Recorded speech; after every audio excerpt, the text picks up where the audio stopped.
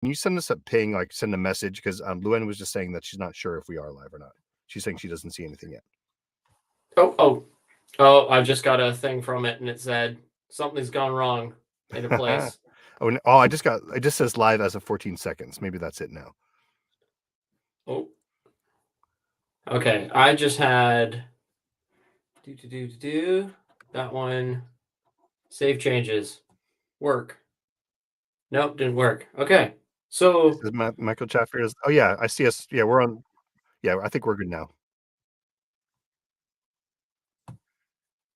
it's I see us on Facebook. I see us on Facebook. We're live. Okay, all right. So you may need to back up. all right, so we thought this technology went really well. You were saying it felt so smooth. It was so like seamless. It was actually no steam at all. I spoke too soon. I really stubbed my toe on that one. That's for sure. Okay, yeah. Waiting for the group, waiting for a Facebook page and Patreon to catch up. So, okay, we got some people coming in an altered frenzy from Facebook, or actually, I don't know. That looks like or is that YouTube? It might be YouTube. Oh yeah, that's YouTube. Okay, cool. Yeah, so Patreon is rooting through YouTube. Technology. It's weird, wonderful, and I don't understand it all half the time. So okay, I think YouTube. we're live. I think I've checked Facebook. Obviously, we're up on YouTube. I think probably just nothing on the page yet. Meaning Patreon. When you say page.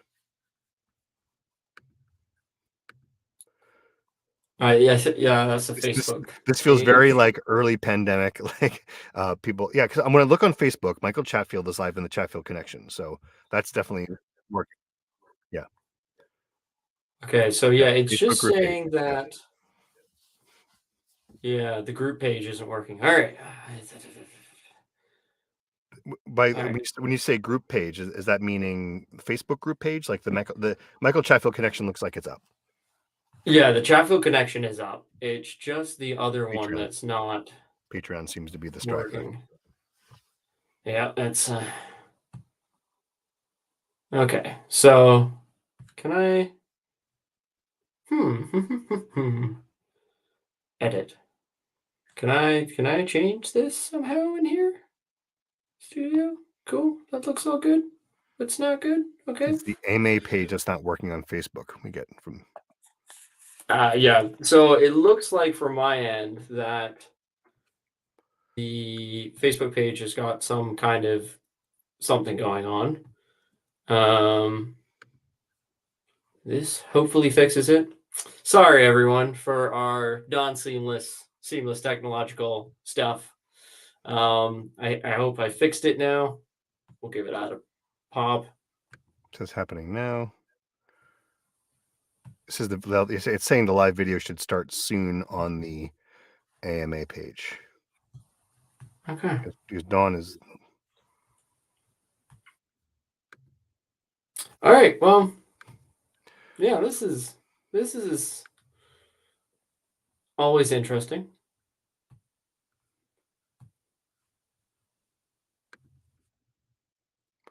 Yeah. Yeah. Okay, so it looks like somehow it's disconnected. So, oh, yeah, it looks like the broadcast was deleted on Facebook. So the Facebook page is down. All right, well, seems like the AMA page is down, but I was looking at the Chatfield Connection page seems to be working. Okay, yeah. So, yeah. Yeah, that's live there. So I just put a note on the AMA page for people to go to the Chatfield Connection page if they want to catch in. Awesome. Okay. Okay. Thank you, dude. Yeah. All right. So I guess we should get into this whole 10 realms thing. Oh yeah. God. So yeah, just shy of 2 million words. I forget the exact number. I could call up the file. 1,999,000. Like it was like 1,997,000. So like just shy of 2 million words, and which translates at like my admittedly rapid average read which is actually, I thought it was going to be a lot more quick on average, but it was really only like 500, 600 words per hour faster, which isn't that much. At about 8 straight days of audio for like the whole thing, kind of like top to bottom. Which the other interesting kind of stat, well, crunchy, right? Is that if you take that total and you use that total number of words and you the average length of a book in the 10 Realms series is 16 hours. So Yeah. even if, I don't know, let's say some of the latter books or any books were a little shorter, that balances out with the 23, 24-hour books and makes for each of them being 16 hours when taken in their totality as a now, and that's as a completed epic. That's what we're looking at. Mhm. It's 8 straight Yeah. days of audio, eight crazy nights of audio. I heard something from one of the listeners, and they're like, for everyone, I listen to them at 2 times the speed, but with Neil, I have to listen at 1.5 because he's already so good at like being quick with it that it's like it works out like it is a different average. And he's like, yeah, it's great because I don't have to like strain my ears nearly as much when it's just like speeding on by. So yeah, I was like, that's an interesting way to look at it. Yeah, well, the whole thing in general is I find it really fascinating. I used to be kind of like when I heard that people were doing that with the a 1.5 or 2 or the people who do 3. I was like, Hmm. well, I part of my like my back went up in terms of like, but I have deliberate pacing and I put all these elements into it. But I realized it's a matter of like it's like speed reading. It's like some people's brains work like that. And they, in order Hmm. for them to remain engaged, they that's the speed that they prefer. And so I brook no issue with that if that's like how you need to upload the data. So that's all good. Yeah, and like I think I wonder there was something that they said recently that I saw, which was readers are getting faster every day. That's why books are becoming bigger and bigger and bigger Hmm. because you read all the time, right? You see a sign at the bus stop, or you see you pick up a water bottle, or you pick up a bar of some kind, right? You have a look on the back and you start reading what it is, and you read it really quick. But it's meant that books go really fast for people, but it also means that things seem shorter Hmm. because they've had it so much. And I wonder with like music being sped up so much, higher BPMs and all that kind of stuff, if that doesn't also translate over to audio and it means, okay, you listen to it a little bit faster because you're used to everything being a bit faster. Hmm. Yeah, if that's I mean, I think we all what's it called, clock speed, right? With Mhm. that maybe our as a species part of our evolution is slowly ticking up our clock speed, and because there's just so much more data to take in the world around us. Not that there wasn't a Mhm. copious amount of it before, but there's so much detail, and we have access to so much more information, and working that all in. But I'll also say I think with game lit, it feels like I've been doing gamelit for like 8 or 9 years. Some of my first books were gamelit, and the pattern has been, and I think this is influenced by the railroad writers and things like that, where it's serialized and length becomes like the thing.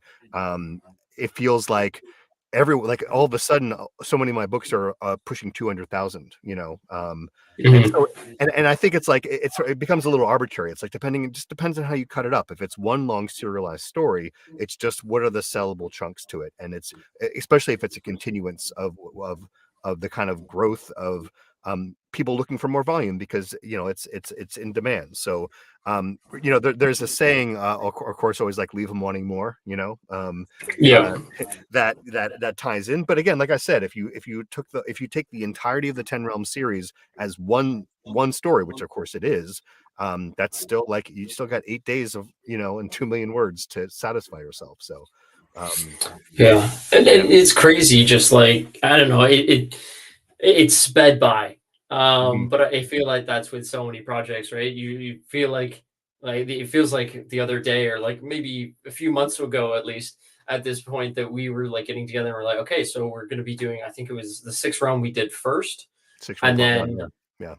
Yeah. we behind the scenes, I don't know if people knew this, but what we were doing was we were having the new releases recording and the old releases recording, and we were working them together so that we would have all of the new and the old releases coming out in such a way that we would have the lineup that we had leading up to this.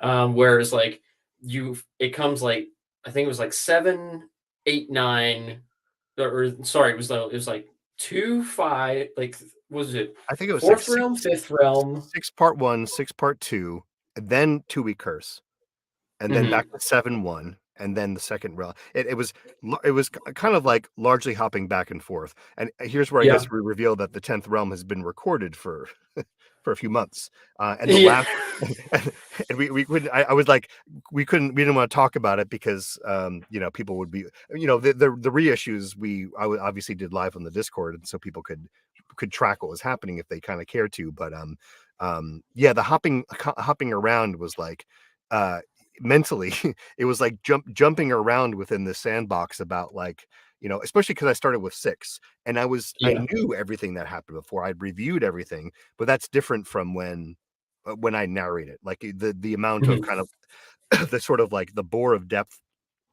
is different, and but it allows me to see, like, to really get like you know, whether it's recommended, it just kind of is what it is about, like, certain things. Like, so I saw the like the defense of Alva Village in 2-week curse. Mhm. I had done that after the defense of Buzzgal.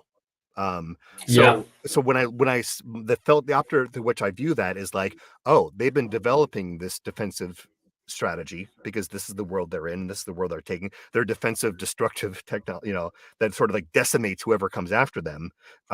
For that, that's always been that becomes a theme. It's like a recurrence in terms of where the development comes from, and of course, it's again in the mountain range, but you know, you start to get a view of, it's like, you know, sometimes TV shows do this. They start with something crazy happening, and then they say 3 years ago or whatever it is, like, and they, you know, kind of, Yeah. or like prequels kind of as well too. So it was an interesting way to kind of go into it, and, you know, and to kind of like jump in, but also necessarily jumping in head first, because as opposed to starting with a crew of characters that expands and expands and expands, you're starting with the large crew, but then have to go back, and then everything had to match up.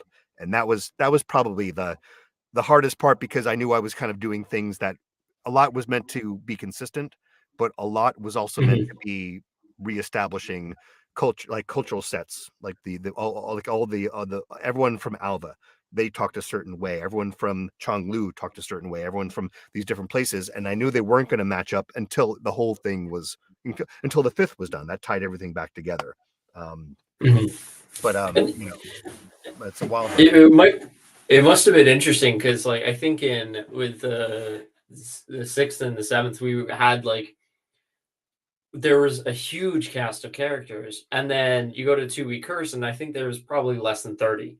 Hmm. And then, and then you just the jumping back and forth, and you're like, okay, well, I'm starting to see, like, I think we were chatting one time, you're right, starting to see where they've come from and where they are now. You were like, it's really interesting because it's kind of seeing between the scenes, and then it just starts to like meet up in the middle. Hmm. Um, was there points where you were like kind of guesstimating what was going to happen, like in between where you were?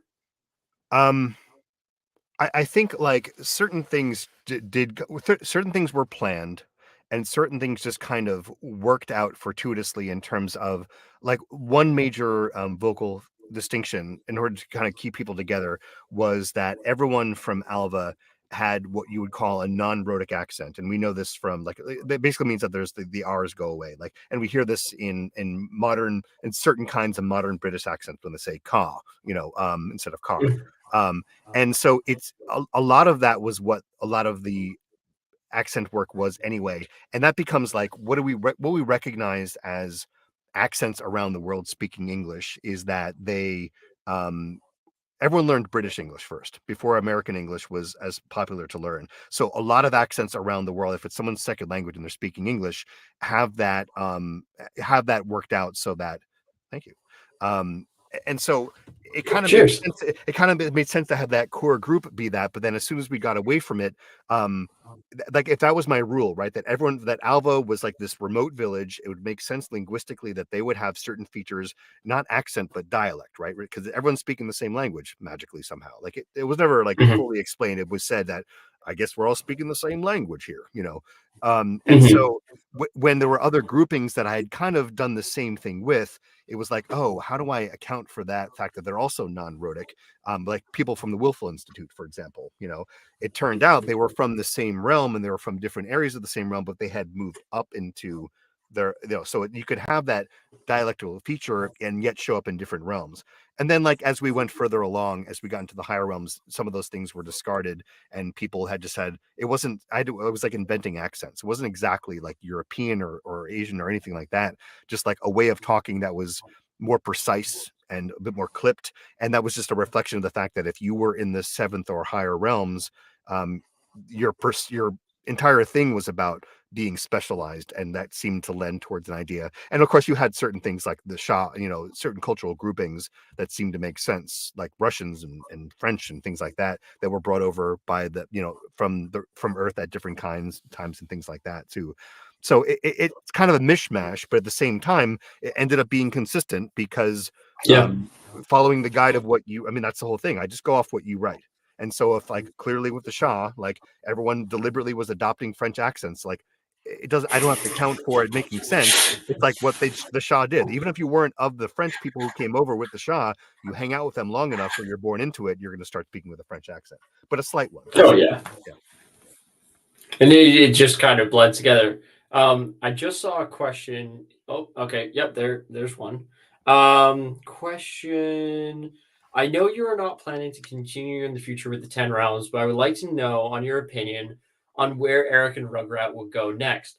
So I'm not going to say, because I think one of the best ways to end a series is this is the end of a chapter of their lives. This is not the end of their story. So it leaves it open so that the reader, listener can go, hey, I really think that they would go and do this. Or, it's like kind of that meaty problem where it doesn't have an answer. And there's a kind of beauty in that, because then you can go, well, they could do this, but they could also do this. And then it leaves you to, just kind of figure it out yourself, but have a little bit of fun with it. So yeah, that's what I would say. But I think they probably, go back home for a little bit. They've earned some R&R, that's for sure. They've been doing a real run, especially in the 9th and 10th round. It was a heck of a run there. Yeah. Home meaning the Alva Dungeon. Oh, yeah, down to Alva Dungeon. Yeah, no. Yeah. So the thing was like the wish, right? At the end. Yeah. So you have to do a trade of power, right? So if they were to leave the 10 realms, then they would have to give up all of that power. So all of the cultivation, all of everything else. So it was possible that humans did before, like, they gave up all their cultivation and returned to Earth, but then they wouldn't have, any of that power. But maybe they brought cultivation with them, or magic, and they talked about magic, and then it's in popular, consumption, because it was like, oh, that's really interesting. So there's that tidbit.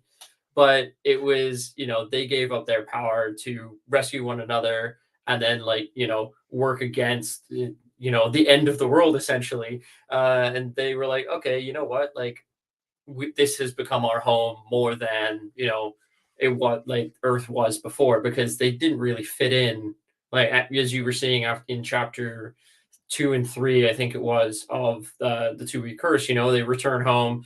Eric's all, blown up, essentially, and Rugrat is like, okay, man, like, we're gonna take you home, and Eric's just like, this is it, the walls feel like they're crawling onto him, essentially, kind of thing. So yeah. Is it possible to travel from realm to realm via mana ship?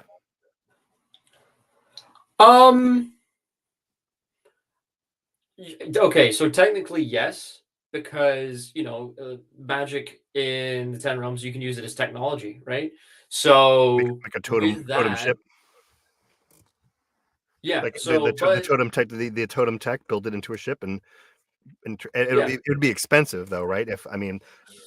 Oh, Yeah. burning mana stones. Yeah. Yeah. You see that glittering dust that's coming out the back of that? Just straight mana stones. but it would be possible. But you would basically it would have to be essentially a spaceship, or just use like they were using the totems because that was so much easier. Because totems are essentially portals. Well, kind of they're teleporters essentially from one realm to the next, and because they're planets. But then yeah, you can use the ships that way. Like some ships were actually outfitted so that they could jump themselves, but those were like the institutes. Right, the Shaw The ships Imperium were side. making jumps like within the realm, but not realm to realm. They're making Yeah. transitions to transit. Yeah, making transits. So I think that's what they call them. Yeah, prepare to Yeah, transit. and even that was real expensive. Um, oh, we've got another one here. Any plans in the future to do something similar to the Ten Realms? Not same place, but Xania and village progression type story. Um, well, Neil and I are looking at working on a project together, which is going to be fantasy based. And there might be elements that have Xania in it. I'm not looking to do a village progression again in that one. That's going to be more of a party style thing. Neil's now learning all of this as we're talking about it Yeah. because we were like, Well, yeah, I knew let's that do there's another party. something in the works, but I didn't know any. I didn't really know any details that were like yes, but whatever it is, we'll find out later. Mhm. It'll be fun. You bet. Like You bet. it's What is it? Yeah. well, we're not going to put any names on it, but it's fantasy. There could be Xania kind of things because I just love that kind of. I don't know that those kind of systems, those kind of worlds are awesome. But I don't have anything that's going to be directly on that right now. Do you have any stories you're working on that's got cultivation side to it right now? Any series like that? Yeah. I don't know. I mean, I have a couple of new series that are, it's sort of like the line sometimes is getting blurred between just pure cultivation and what is lit RPG. I think that a series that I've coming out from Portal Books, called Fateless is like those levels are involved, but it has to do with Hmm. progression. By a Scots author named Mackenzie, and let's see, a series called Divine Progression. I'm a town guard for recorded books that I just finished the first book of. Has a nice kind of like I guess that it's to some extent cultivation, even though it's a lot about classes. It's sort of like really focusing on that as well too. Um, Blessed Time 4 is that I'm starting on later this week. And it all depends on what the always what's interesting to me about cultivation is that it's always a question of like what one is cultivating, right? And because that can mean Hmm. different things, whether it's key or whether it's uh something more less tangible than that, or less more ephemeral, I guess you could say. So in a way they all kind of like verge on what's the essence of the thing that they're trying to develop. Like for example, in 10 Realms, we didn't know this the whole time, but I guess this isn't a spoiler. If you're watching this, you must know that the key the whole time towards transcendence, right at the end, was crafting. And if you weren't a crafter, no matter how strong a fighter you were, you wouldn't be able to manage that trend. You wouldn't be able to pass the trial at the end, right? Not the eighth realm trial, but you know what I mean. In a Hmm. way, I see that as a different kind of cultivation. That's not about key or levels or HP or XP or whatever you want to put it. But it's about like it would make sense that um, the realms headed in this wrong direction with Avga Aaron in terms of focusing on fighting and might, where the key the whole time was about developing all of yourself, not just one part of yourself. We all have that capacity to be a Hmm. fighter and a crafter, right? And so that I see that as cultivation in a different ways too. But I mean, I'm excited about all these series. I was just recording a Bad Guys today too. That's always a fun world for me to hop into. But um yeah, it's occasionally I do non-game lit stuff, but I was talking to Mike before we got online, and it's like, but if that's what I largely do, then I've been happy to be doing it for as long as I have and for as long as I can, basically, until I get Hmm. replaced by a robot. No, God, that which is not going to happen. Well, Um, well, it's not going to happen. I don't see that happening in game lit. I think game lit listeners, readers, listeners, kind of like romance, like almost more so than many other genres, even more so than I think fantasy at large, um, are very connected to their narrators, and wouldn't Mhm. stand for. I mean, come on, the things that reviewers say about any narrator, you think they would stand for like 23 hours of a repeat of like a wooden, like flat wrong, like indistinct wrong emphasis kind of read. I mean, granted that they'll get better Yeah. than that at some point, and they'll figure it out, but that's all as far as I see all that as economics. And if there is Yeah. zero demand, no one is saying, "Oh, I wish instead of people we could have synths reading this." No one is saying that. It's all Mhm. it is largely tech corporations and venture capitalists, are looking to ride off of the money that audiobooks has been making, and the publishing industry at large. But who they're looking to make money off of isn't the listeners, isn't the same audience that has carried this wave of indie publishing and audiobook production. The target is it's authors. Like, they're the market. They're trying to make money right now Yeah. off of independent, specifically independent authors, and it's kind of shitty. It's kind of like they're the marks because there's no demand. They're just looking to develop the product till it gets to a more passable point, and they're doing it off the backs of independent authors. So they're saying, well, you can pay $300 for this audiobook instead of 3,000, but if you don't sell any, there's no profit to be made, even if you're selling it for a lower price. So there's Yeah. not going to be a big runaway, especially not with where the tech is right now. It doesn't work yet. So that's my little Yeah. And slash it's rant it's audiobook narration yeah. thing. No worries. But it is super true of, like, where it's going in that way. And cheers. Oh, Mr. Nat Dogs. Thank you, Nat Thank Dog. you for coming along on the trip with us. Hmm. But no, it is that thing of, I think that it's I don't know. I love having a narrator because it brings the life to it, right? Of its own. And then it's also like, then we can have this stuff here when you get to chat to the actual narrator and be like, so this scene, what the heck was happening right here? And it was like, well, this is what was happening, and I had to do it this way because this character was off on their own tangent, and we were like, so this, like, getting humor would be a hard thing for Oh, yeah. it to get, and it's, you get so used to the characters, you embody the characters. You're like, I know that they're gonna go do this thing over here, and then you haven't even read that section, and then they go and do that because you're like, oh, I've become synced up with them essentially. Where Mhm. with AI, I think mm, it's also, it just hurts my ears hearing that. Yeah, Um, it's hard. like, It's like it weighs on one's soul after a while because you're so used to connecting with a person's voice, and for all that's the thing too. There's so much of what happens with a human narrator is like error and weirdness. I really believe this, like, and whereas as the synths, they're not great now. They will get better. There will be a way to drive a voice in order to have it be less wooden and more specific, but it's always going to be, it's not going to make mistakes. I don't mean like errors, like the wrong word.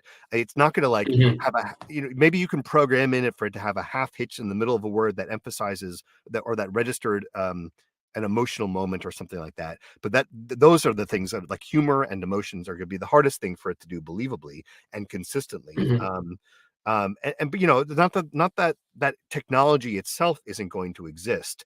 I just don't think, maybe this is too optimistic of me, but this is based on just what I'm seeing about the market.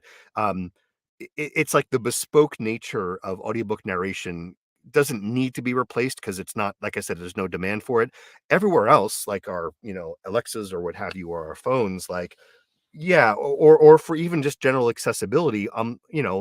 That's the thing, we're all a bunch of sci-fi geeks too, right? Like, of course we're like interested in the advent of technology, and no one's trying to stop that, just not in that sphere where it's just not gonna apply as well. I'm frankly mhm. more concerned about the AI singularity taking over and destroying humanity, but I think we're a few years away from that. I want to say, like, the British computer system. I'm gonna mess this up, but there's a British military computer system, and they literally, like, for jokes, called it Skynet, and it, like, is Hilarious. like it games out like war scenarios and all of this stuff, and I'm like, that's tempting fate, Mhm. to some degree. Someone's like, I have an Self-fulfilling idea. prophecy. Yeah, Well, and also when it had to go through how many committees before it actually got that name, and all of them were like, "Yes, definitely. we will let you call that Skynet," And which there is is just no great. wood anywhere in these offices for them to knock on. Yeah, Mhm.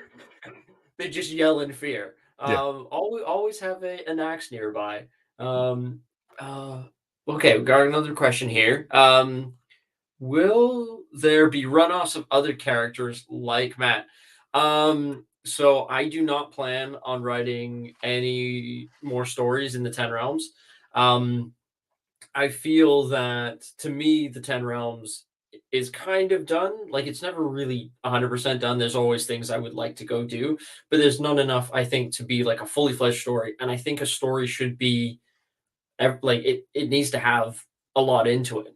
I don't know, like I abhor doing fluff, and I just like everything I want to have like a hit and to be actionable. So I don't think I'll have any other stories. But that said, if you have a story that you want to write, go and write it. I know that it's kind of come up as between like other authors, but most of the time, and actually, I was seeing Michael Head and Brian Norden say this yesterday. Was it yesterday? 2 days ago on their stream, and they were saying, you know what? Sometimes you have a story, and you are reading it, and you go, you know what? I love this, but I want them to make this one change, or I want this little thing to be different, and that would be so cool. That would be so amazing. And then they go and write that story. So if that is the push you need to go write that story, go write it. But do not tell me where that story is because I can't look at stories that are written that are connected to the Ten Realms because then there's a whole bunch of copyright stuff that kind of just blows up. Because I don't know if you know this, but like there's a reason J.K. Rowling can't go see. Well, any author can't go see their stories, like the ones that have come from their books. It's because they'll get hit for copyright. Because anything that they write later on could be, hey, that was my idea that I put on Wattpad, and you've now gone and stole it. So I don't want to get into that sticky hot water. So if you go write your story, go write your story. But don't let me know where it is unless you're writing a story and you're gonna go. It might be influenced by the Ten Realms, but it's not in the Ten Realms. Okay. Preface it with that. Got a few more here. This is from Fainting Goat. That sounds like a TikTok. I remember when we were voting on Patreon for input on voice actors. Happy it worked out the way it did. Whatever happened to that collab you were doing with Luke? Luke Chimolenko? I don't. Yeah, me and Luke have not done any projects together. We are always around one another. Well, usually I'm not right now because I'm not in Canada. But yeah, no, I think that when we were doing that input on voice actors, I think that went really well. Was that wait? And Was that? I didn't know this. Is that what you had on your Patreon? Like a few folks, or this was back before? This was for something else, or oh, you know what? Was that for? No, I think that sorry, I think that's another series. I think what was it called? I think that was for Death Knight series. That we were doing the audition stuff. Yeah, because we were chatting I think just straight through probably email or something like that. And it was like, hey Neil, would you be able to come on and take on this project, which was a huge ask. Thank you for coming on and taking on because yeah, it was a tricky thing to get into, because Todd had done such an incredible job, and then you were like, okay, I'm coming into the reins, and kudos to you for going. Okay, I know this is going to be super tricky, and it's beloved by so many, and you got quite a lot of flack, I know in the beginning, but you soldiered on, and we made it here. well, I like to think of it that I had a pretty high Constitution score that I could tank through some of that, and that Mhm. and as the consequence of that is basically that when you it's like It's like when you cultivate like with to get poison body, you need to ingest a lot of poison, and then once you've done that process, you're stronger for it. I'm definitely a better narrator for having narrated the Ten Realms in terms of like embracing that the variety and scope and scale of that story and just the volume of those 2 million words. Like it leaves a mark. And yeah, uh, there's not a ton to be said about it, but like, I knew for beforehand that narrator transitions are always difficult, and I also think like it's, you know, on a certain level, like I talk about, and it's certainly true about how much I work a lot in Gamelit. I very much enjoy Gamelit. On a certain level, like this is my job. And when you get a job opportunity that is going to be like supportive of your family and put food on the table and all those things, like that's as much of the decision as it is about everything else that's happening. And if I didn't, someone else was going to step in anyway. And so I was glad for the opportunity to do it because I'd wanted to work with you and with Dawn, of course, as well too, producer extraordinaire, who makes everything happen. And as for the change and the transition and things like that, all I'll say is like I get that it's different. My intention was never to have it be like, wait, is that the same narrator? Because that's wouldn't be true to my work, and that also that I know for a lot of people it hit different and in a way that was never satisfying to them, and I'm sorry for that, and to whatever extent it's it was interesting to notice when there was kind of an uneven pattern of like I had done books 1 through 3 were up, and then it Yeah. would change back and then transition again at 6-1. A lot of the comments were precisely the same as other transitions. Hey, I got used to this guy. I don't like this other person. And it's not about, I never took it as about equality, never took any of that personally, but I completely get like, there's a lot of words, 200,000 words, 400,000 words, 600, like 500,000 by book 5. That's a lot of time to spend um, combining your sense of a book and of a story and characters with someone's voice, and that transition is not easy, and we knew it wasn't going to be easy. We weren't pretending like what I don't get it, what's the difference, because it was also like I wanted to take a different approach on certain things, and we talked about all that. And I like I said, I knew it was going to be some dings.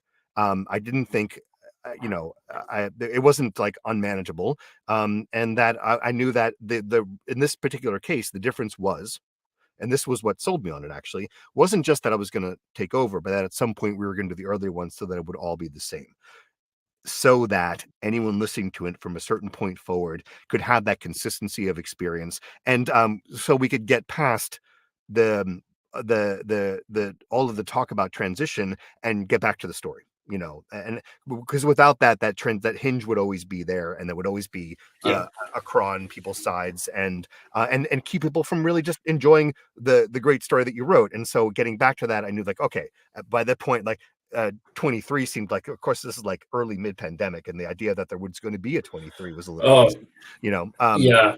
but I'm glad to do it, and even it was true before, like all audiobook narrators, every single audiobook narrator I know has all been called, and I know this is technically impossible, we're all somehow the worst narrator ever.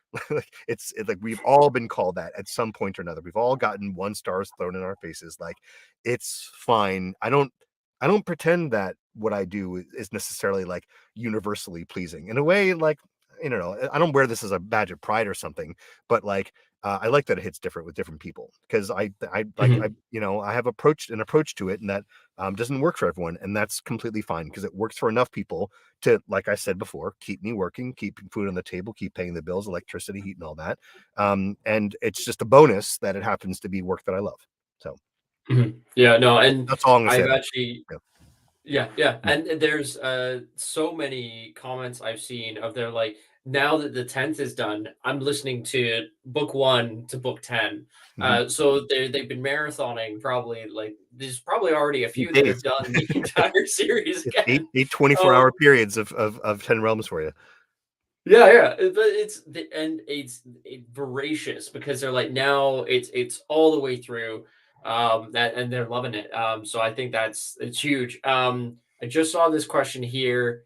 Rosca Sure. deserved more than this. Side mentioned when she died. Rosca didn't pass away.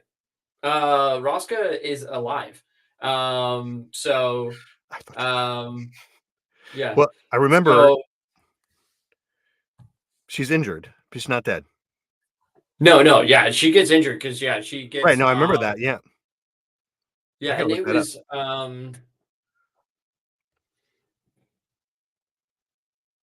yeah, no, it's because yeah, I'm gonna guess that they mean when in the seventh realm when the bunker blew up, right? Yeah, that Right, wasn't Roscoe or that died others there, or yeah, it might be in other the people died then, but not what am I thinking? I know I'm looking it up because I wanna find the, that's 10th realm, that's 4th, and that's 4 because I think it was Tanzu Mhm. and That was the bunker, yeah. yeah, and yeah, because yeah, Roscoe was okay. Like she made it all the way to the 10th realm.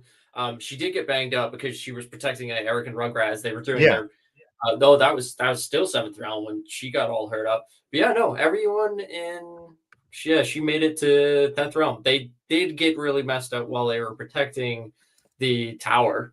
So yeah, that was happening. So yeah, I'm just trying to run through my mental notes. My screen's not that big to to go through it Well, all. I'm trying to find her last mention of the text up. Roska had been oh, yeah, no, wait, I'm sorry, Mike, I don't mean to, like, we might be thinking about something else, but, this is page 241.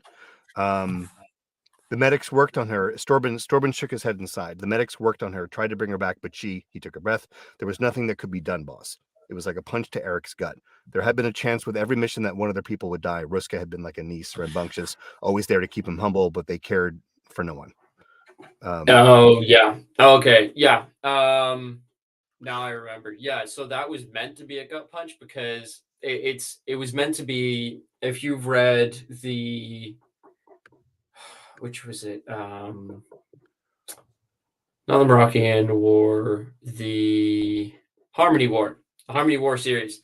It's very brutal in the way that people pass away because mhm. in reality, it's you're running and then that person's gone, right? So and they're dead. And I wanted to bring that back with the 10th realm, which was sad. Because I But was I will like, say to the person asking about it, the way I understood this to be is that just to put it in context of what's happening here, they're like, I mean, what happens right from there, and he's like, it was like a punch to Eric's gut. He talks about it. Eric nodded, not trusting his voice or his words. He cleared his throat and swallowed. We're heading back up to the ninth to clear the realm and secure the academy. Gather your team. You'll be riding with me. I agree. Like, obviously she's a major character. She's one of my favorites as well too. Look, I'm getting goosebumps talking about it. But the way I understood that moment is that the harsh reality of death in wartime means that you don't have time to dwell on it, and I think we don't see it in this, but certainly in previous times when other people died, there was always the roll call yeah, and lots of attention paid to memorials in Alva and things like that. So it's like Eric unfortunately didn't have the time to dwell on it because they had to get back to the ninth and continue on, mhm, right? And probably use that, in some ways. But I think that's how I understood it to be, and in a yeah, way that strikes me as even more tragic to not have the time to mourn someone so important to him who's been there from the beginning, and think about from Storben's point of view too. I mean, it was the two of them from Alva Village who are the outcasts, right? And and who came the farthest in some respects. Like they came from crippled and on the outside of to being like I think there was a point where the two of them respectively were running the special teams, yeah. were commanding the teams, for a while, and that was the relationship. I always kind of wanted the two of them to get together. I guess Storben had to have a relationship with it's with what's her name, uh, uh, uh, why am I'm getting I all these know. other Yeah, like informations that I'm blanking on, um, yeah, no, it's well, it's the thing of like, we have so many books. Like I've been writing, new series and stuff, and now it's doing the narration. mhm. The leader of Alva, I want to say, It's uh, God damn it, I have to look it up now. Let's say it's see here's I'm gonna find it in a what second. it is, like after a series, like sometimes the characters, you like what's their name because you when you're in the middle of it, you're getting captured by it. Someone And said, it yeah, just it Delilah, rolls. Delilah. Yes, someone said like Yeah, Dolores, Delilah, Delilah. Yeah. Delilah. Yeah, yeah, yeah. But because the thing was like I always saw them kind of like Storben and Rosca is like brother and sister kind of types, right? Yeah, And yeah. for Rugrat was like the idiot uncle, and then Eric was like kind of a father figure a little Mhm. bit to them, like a harsh father figure too. But like they always worked well with one another, and they bonded so well. It was just they were an awesome team together. Um, I guess it would have been kind of yeah, weird in no, that respect for Delilah and Eric. They had a teacher-student relationship. I get that. I respect that. Um, what is it the kids say? I always shipped d- yes, yeah. Delilah Yeah. Eric, but not to say I think Eric ended up it with a great elf. Yes. Yeah. Yeah. But it's just the way it works. Like sometimes you're going with a story and it takes its own route, right? Mhm. And then you're like, oh, that makes sense, and then you're off on that tangent essentially. Mhm. Oh, we got one here. It says, I think a spin-off a few dozen years after the war is going on to be a rural boom to 10T. Then that's 10 realms. And oh, I guess this will kind of go with this one. Could it do a time skip with 10 realms characters, incoherent legends, and Alva has long since collapsed? I love both of those ideas. Personally, once I'm out of the story, I don't really like to jump back in. I like doing series by series because if I go back to a series, I know that I would have to throw myself back into it, get all the information. Like already, we're like, okay, I checked just that name, that situation, what's going on. But if I was writing the 10 realms at the time, someone could say something, and I could be like, I can pin down the exact goings on of it because I'm so wrapped up into that world. So I think it would be kind of a disservice, but at the same time, I don't know what the future will bring. Maybe there will be something in the future. At this time, I'm not going to say that there is. But yeah. Uh, Facebook user says, sorry, this for some reason we're not getting the names on these ones. Long series should have points and stamina. So I guess yeah. Well, what do you think? Fire body. And so. Yeah. Hard body or body like Sky Iron. That was always my favorite one. Like I want a body like Sky Iron. Oh, Yes, body like I iron. always the one where they're like their backs were popping and stuff, and I was like, I need to go stand up or something, and just like get a good crack in. Yeah. It's very painful. Yeah, they shrugged it off at a certain point, but still very painful because this kind of cultivation. No, that Oh was yeah, Wilmarth. yeah.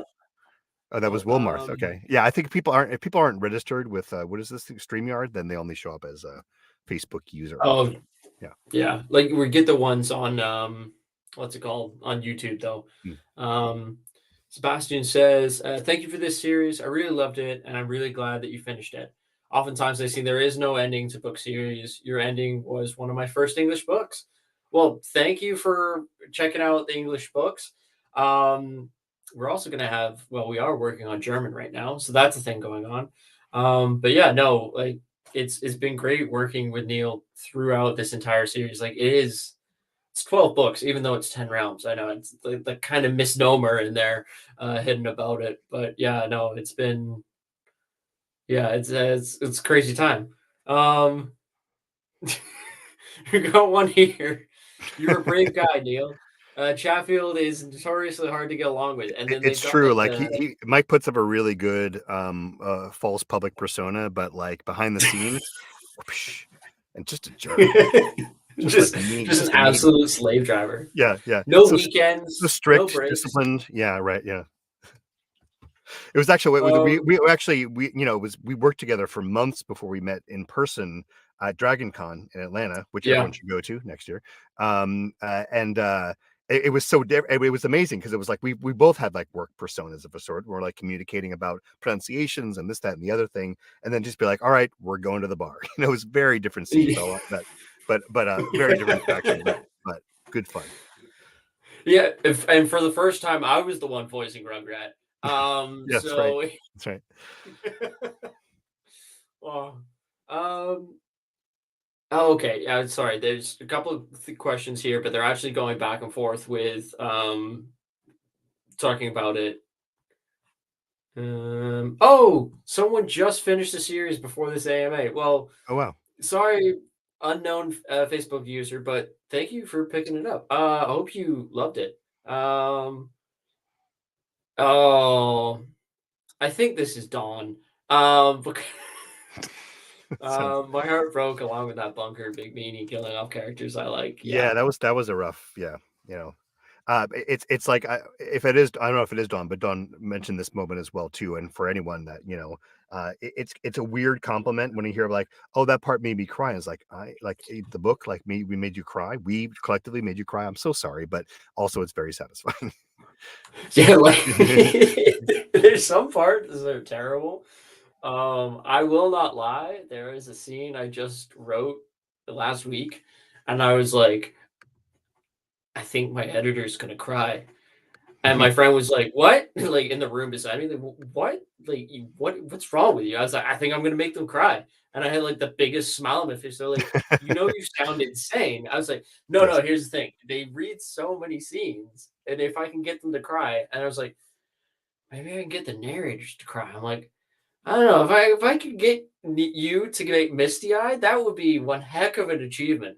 Um, because I think I think for certain though, like what are the ones that really got me? Um, it was actually more like the like we mentioned, like the beginning of I guess it's 7-2 after after the siege of or the collapse of Vuzgao. Like it was more like when everyone was back and kind of dealing with the reality of it. Those hit me a little harder than like the momentary moments of demise. Mhm. Yeah. Yeah, it's always sad when events happen like that. But I think that was one of the craziest scenes to write, and the whole situation to write. And but yeah, Hmm. just unfortunately, yeah, sad with it. Yeah. Yeah. Um. Oh, I think that was about. I came in late. Did you guys already answer my question about your recording wardrobe? Remember, we had that comment. I think it was yesterday or a couple days back, and it was like, "Do you wear a pink bathrobe Oh, and a yes. wooden spoon to get into Mama Rodriguez's character?" Right. Oh, that was Wilmarth. Right. Yeah. Mhm. Yes. No. Or I'll never tell. Or it would be a robe would be like very warm in the booth. I'll leave it at that. It's close in here. Like there's ventilation and everything, and it's cold outside. But it would be a bit much. But for a spin-off novella, I would have to, I guess. Yeah, yeah. Oh man, Mama Rodriguez, what a character! Yeah. Like, yeah, like and it was just a thing is she was always referenced, and then it was just there was a point where it's like she has to come into this. She's just got to be here. Yeah. So yeah, I was like, okay, like let's see how this would work, right? Right. But yeah, And she no, ends up that running worked out. out so well. Ends up running Alva. Right. She's at the end. She's at the head of. She's running, isn't she? Am I remembering that correctly? Isn't she Yeah, running Alva yeah, by yeah, the end? Yeah. yeah. So it was Or the basically city. Yeah. that She's running. Yeah. Yeah. Delilah steps down because she's like, you know what, this running the city is great and all, but there's other things I want to do. And then Mama Rodriguez is just so intertwined with that entire community that she's Mhm. become like a voice for them. So yeah, it just makes so much sense there. Um, oh, that's an interesting question. How long does Alva reign? How long do you think that Alva would reign? Is like I don't know. I don't think I did. I didn't know if Alva would really like reign like rule over other people. I don't think Alva would really do that. But what do you think would happen with Alva? going into the future. I think it's a kind of the thing that like the major contribution, the major change that Alva brought was upending the might makes right kind of system, and by giving a prominence and power and resources to the first realm. So it's not and Ave Garin is kind of in ruins. That power structure has been altered, and so I think it might be less that like Alva as the Alva Empire survives for however long, but like the Roman Empire, it went away, but it's the mark it leaves on culture is what remains and becomes the enduring legacy of it. So I think like that by changing things to like increasing, like I was saying before, increasing the importance of cultivation paired with martial skill, but also providing, I mean, frankly, like, there's something militaristic about what Eric and Rugrat bring to the realms, but there's also something very egalitarian, very socialist, actually, in terms of like the state provides. And that system never existed before and now is firmly entrenched from the first realm on up. So everyone coming out of the first realm, those billions of people ascending, will all be coming out of the very different 10 realms, and populating the rest, even if they don't stay as Alvins per se. Like that will change the entire system has been changed.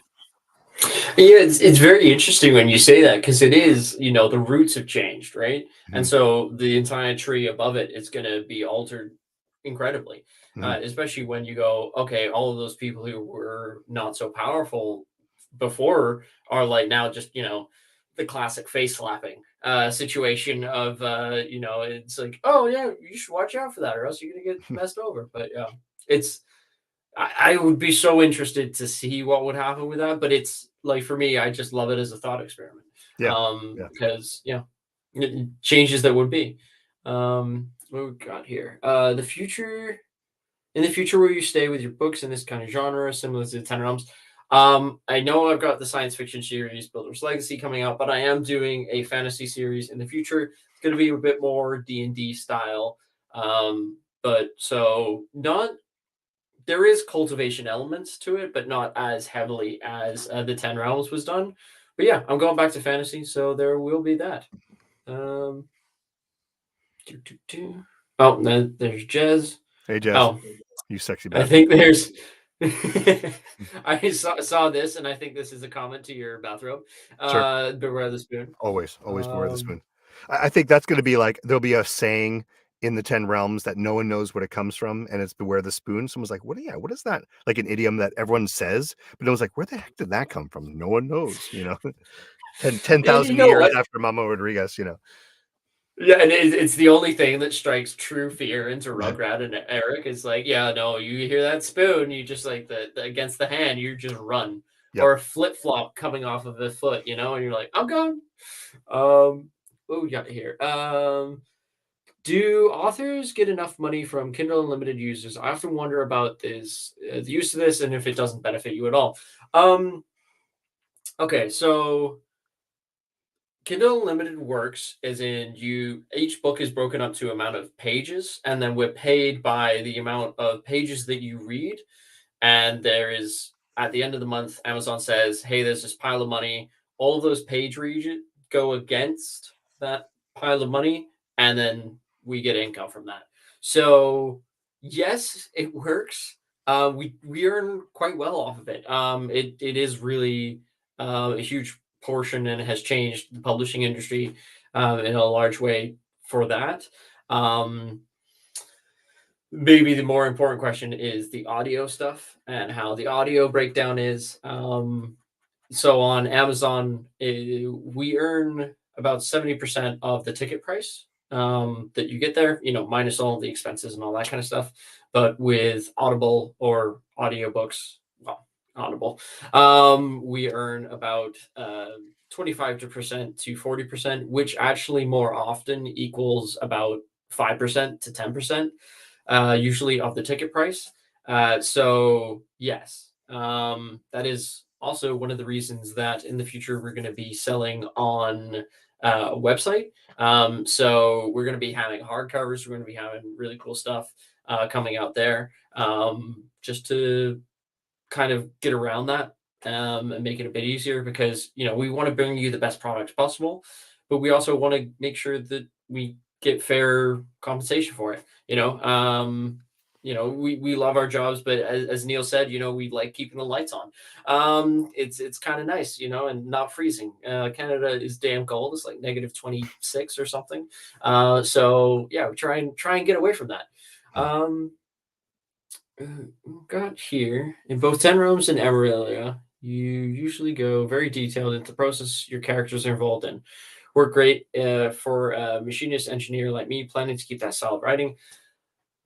I love learning new things. How did you find going through those descriptions? Because I know they're pretty, maybe anal, going through the levels of stuff. How did you find it going Well, through them? again, my optic on this was very much like coming in at 6-1, where there was already military hardware, or plenty of military hardware, and then going back Mhm. to like, what about repeaters? And by that Yeah. point, Oh, yeah. Yeah.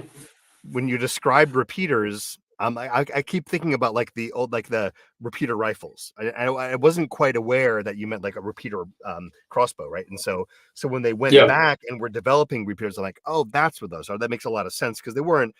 You're not bothering to describe them. They're a weapon, and by the time you get to 6-1, because it's so kind of old hat, like the mounted repeaters on the beasts and things like that. And then as I was hopping back and forth, it's like advanced military technology, relatively speaking, and then going back to Rugrat learning how to cut metal with his monoblades, like, Yeah. and so it's like, because I was viewing both of those progressions at the same time, it was like, again, it was it's the same message, right? It's that um recreating technology is an art, and Yeah. the advent, and but also it was very clear about how, and this is true for the advance of technology in any wartime, eventually has a benefit to the society at large too. It allows for other machine work to happen that is a benefit as well too, and that goes for healing systems as well in the 10 realms. So I kind of like, there's all those sections where Rugrat is kind of puzzling through how to make this happen, and he's testing, and there's a lot of pages of that, but it seems to me that, like, that's the stuff you need to spend 5 hours on. 5 hours of Mhm. audio on, because otherwise it would be like, it would be so cheap to go from like, I have an idea for a rifle, and then he's like, I made it, without like any kind of, without Yeah. that transition in between. And that, I'm glad to see that, yeah, that people were really into that, and I enjoy that as well too, from uh, my uh, background books that I've always loved, of the military sci-fi variety, and that's the thing too. It was modern military in a fantasy format, but essentially sci-fi for the world it was in. Like, it was Yeah. advanced, it was way advanced technology, indiscernible from magic, right, and all that, within the context of the 10 realms too. So I always like that kind of, that interest, that kind of slightly ironic kind of development.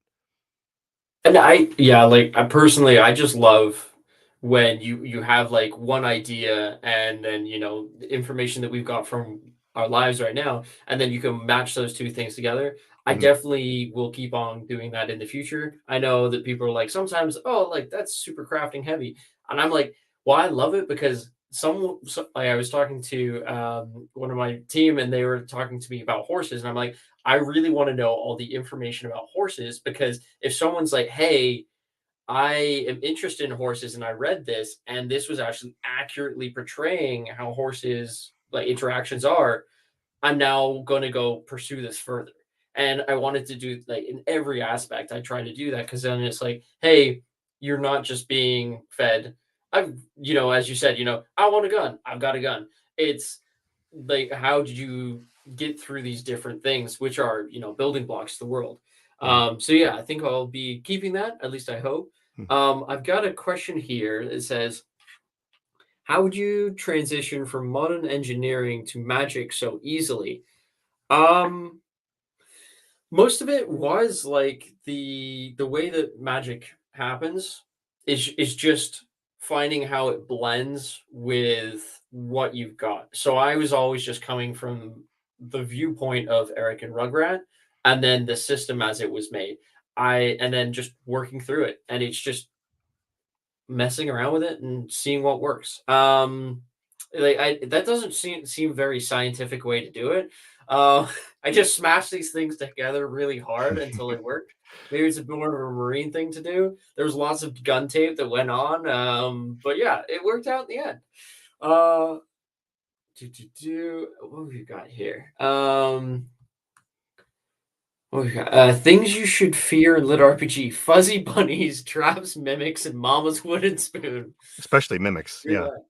It's not a They're chest. they're It's a mimic. oh, this, I was reading a little short, and it was like about like someone took a mimic home, and the mimic was so happy because it was a chair and it was in this tavern, and like people would drop food and stuff, and it was like, "Ooh, I'll have a little snack," and it would hear all the stories that were going on in the tavern, and then someone broke into the tavern and like attacked the tavern owner's wife, and then like she like got knocked unconscious, and then the mimic chair was like, no, you don't hurt my master, and then just like cleared them out and then settled back down.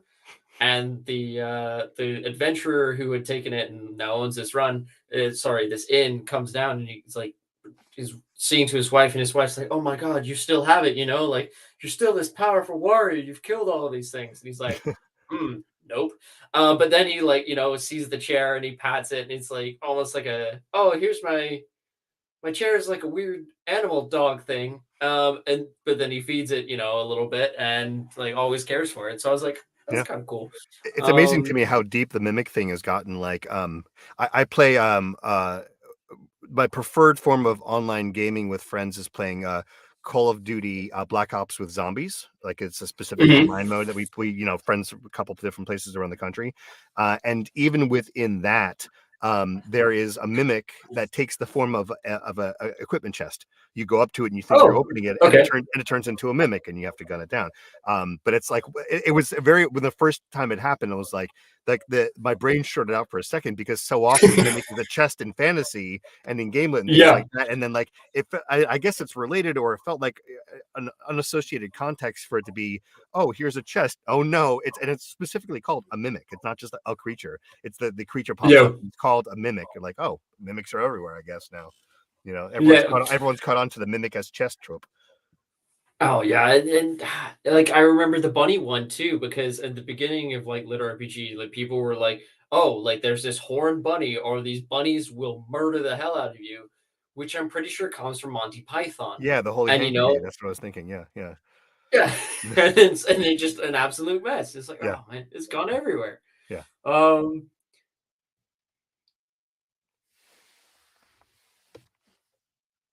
okay. Okay, there's a question I might have to see. I really wanted to. Okay. Whoa. Tell Oh, you, I absolutely love the series. Loved it. Thank you. I'm on my sixth time starting over. wow. Neil, your voice is great and lulls me to sleep at night. Thank you, Ant of Awesomeness. That's awesomeness. Yeah, that's incredible. Yeah, Mm, like yeah, Neil, you smashed it, dude. Like thank you. yeah, like it was yeah. Thank you. I Thank always you. get embarrassed by these things, but thank you so much. Um, do do do. Uh, What we got? Enjoy the surreal peek at the true gods of the Ten Realms. Oh yeah, I there's haven't some Vex. cultivated that part. That's Vexmeister. I'm cross-referencing the Facebook now. Oh, Vexmeister. okay, Yeah, yeah. yeah. Vexmeister has been around a bit. Thank you for that. And then thank you for giving us the opportunity to have an extra amazing lives and vivid adventures. Well, thank you for supporting us and allowing us to do this. Like this would not be possible without everyone out there. Like if you were not saying, "Hey, I want to grab that audiobook, that book," we wouldn't be able to do these kind of really cool things, which is so much fun. Uh, oh, uh, I guess this is in relation to how Storman and Rosker like his children. This is Eric, Wilmarth again. Yeah. yeah, Eric, the father figure who poisons, burns, and breaks his kids to temper them. Look, it's tough Um, love, but they can protect themselves at the end of the day. you got to get that cultivation up. Yep. I Cultivate your kid. poison, fire, ice, wood, and nearly every other element. Hey, this one's for you. Ah, Still crying about the mimic from Good Guys. Hellion. Oh wait, oh, mimic from good guys. Oh yeah, I'm thinking the mimic from bad guys is Hellion. Yeah, different mimic. Okay, yeah. Yeah. It might be bad guys instead of just being I'm trying to remember what the good guys mimic. I mean, I know there was one. I don't think I think there wasn't a name for it, but I know Hellion. I was just reading is in Bad Guys. Is a mimic who eats people indiscriminately, but also like keeps their coins. There's a great scene where they're like talking about how can we convince this captain, the sea captain, to stay on site here, and Hellion's just spitting out gold coins in the corner, be like, we have. He's like, oh right, I forgot we had that cash on hand, But just hiding in the corner. Just yeah, don't mind that. Just as long as we don't look at it, it's not a problem. yeah, don't mind the mimic in the corner. Oh yeah. See what's happened? We've opened the mimics. Yeah. Loot chest mimics are the assholes in the mimic spheres. Yes, they really are. They just mess with you all the time. That's also Chesty D. Oh, okay, yeah. Yeah. Chesty D. Morningwood really took off from there, and the Bunny Corn from Codename Freedom. Yeah, yeah. Sure. I think I saw it in the Moonlight Sculptor, which was a start for a lot of lit RPG readers and lit RPG authors, and they just love doing that. Like reading that series, and that turned into them writing those kinds of series as well. Okay, Scion Zane, 10 Realms was awesome, very well written. Thank you so much. I'm lucky to have a very good team that can edit it into a readable format. That's for sure. We've got. Oh, that's what it is. Yeah, that's what it. Yeah, right. That when he gets his first indiciums for like mass killing. This is good guys. That's what he's saying. Yeah. Okay. Yeah, I was like, because I saw this and I was like, okay, I think this is the answer to the questions we had before. Right, and that's what he gets. He gets a pet monster from the god of monsters as yeah, as a consequence of that, as the end result of that. That's right. Well, it seems fitting, Yeah. But I wonder if that's related. And that makes me wonder if that's related to Hellion in some way. If it's maybe the same mimic. No, I couldn't be. No, because I don't think that one ever had a name. I don't know. Yugen's crazy like that, so it's possible. Oh yeah, like he plans with it, plans that man. Yeah, exactly. But got another one here that says you should make shirts. We do make shirts. But we have our store currently down because we're revamping the whole thing so that we can do audiobooks, ebooks, and paperbacks. So yeah, that's a whole thing that's going on. 10 Realms. There are 10 Realms t-shirts. There are. Yeah, and they've got like we've got a couple of new designs actually. I didn't know. Which I will show later. Actually, can I? No, I can't. They're hidden files somewhere. But there are some really cool ones. Like there's Fortune Favors the Strong, and it's done on the chest piece, and then there's also it's like across the shoulders, which I think is really cool. And then there's ones where it's like the 10 realm symbol and it's on your chest. And then there's we've got like different ones where it's like, like the magical effects, and they look really cool, like all like it looks misty and powerful, which is a really bad descriptor for what it looks like, but it's all magical and stuff. There's a certain amount of mist incorporated with every magical format. It just happens. Yeah. I feel like it, like dry ice is probably like a limited resource in many of these places because they want to have all the effects going on. Yeah. Someone touches it to their skin and they're doing a happy dance down the road. Right. And say it's magic, right? Yeah. Cursed. Yeah. It's there was one series I was reading and they were like the tiger fist, and they had to call out the names of their attacks, and like someone was like, why are you telling me that you're gonna punch me? And then it was like a parody or something. It was a short book, but I just had a series. It was a Town Guard Divine Progressions. The new series hasn't come out yet, but they address that as well too. It's like it's considered something that newbies do in terms of calling out that it like seriously advanced adventurers in this case that wouldn't obviously it wouldn't be to your advantage to telegraph what attack you're about to do. Yeah. But it's a big debate because it's also like it's debatable to for the psychological aspect of what you're about to do, In fact, like it's funny, like those things that pop up, these tropes and different because everyone reads each other's stuff too. So it's like Oh everyone's yeah. dwelling on the same things. Like there was a spell called Petal Swarm or Petal Cloud that Clyde employs in bad guys, and it's a lot more devastating than he thought. But he called it out like just because it was dumb, and then it turned out to be devastating at the same time too. So lots to be mined from the tropes. That's the thing. There's an expectation of it, then you use it and then break it. Yeah. And I think that's with everything, right? You learn enough of the rules so that you can break them Yeah, selectively, right? yeah. Which can be a whole heck of a lot of fun. Let's go with this. Fuzzy Bunny's holy hand grenade. Tis but a scratch. Your father smelt like elderberries. Boldly run away. All tributes to Holy Grail. Yeah. No, and it's the culture that comes with lit RPG, right? From it all. It's like Neil was saying, oh, COD Zombies, and I was like, yeah, man, I miss playing that. But I heard that they are now ending COD Zombies, or at least the voice actors who were doing the titular voices are Well, not doing it anymore. yeah, So I was trying because there's Zombie Chronicles, and then but this is just, yeah. I mean, we kind of keep playing it, assuming that it's going to be taken away at some point because obviously all their focus and development is on Warzone. So like there's not Mhm. much there's no new levels happening for zombies or at least this is like in Black Ops. There might be Modern War. Maybe they might add it as DLC for Modern Warfare 2 that came out recently. But oh yeah, yeah. Because they've been doing it for 10 years. They were saying, mhm. because I watched part of an interview with them. But yeah, oof. Yeah. Oh, um, what is it? I hope you both continue making awesome books. Good book, GB. Mhm. Thank you. GB. Oh yeah. Sorry, this one throws me back. From memory, now 10 realms. Time flows fast, even when binge reading and listening. Greetings from Germany. Oh, guten Tag. But yeah, no, that just makes me think. Like, just was it 2 years ago we started recording? It was June of last. Well, I think the first book came out in June of last year, and I would have recorded it. Yeah. It's been in my head. It's like a year and a half. Yeah. Yeah. That because it was like a book every other month. So, Hmm. oh, no, wait, am I right about that? I thought so.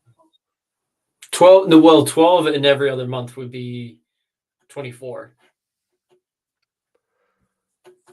You're right. Okay, I'm sorry. Yes, the Sixth Realm Part 1 came out time, right?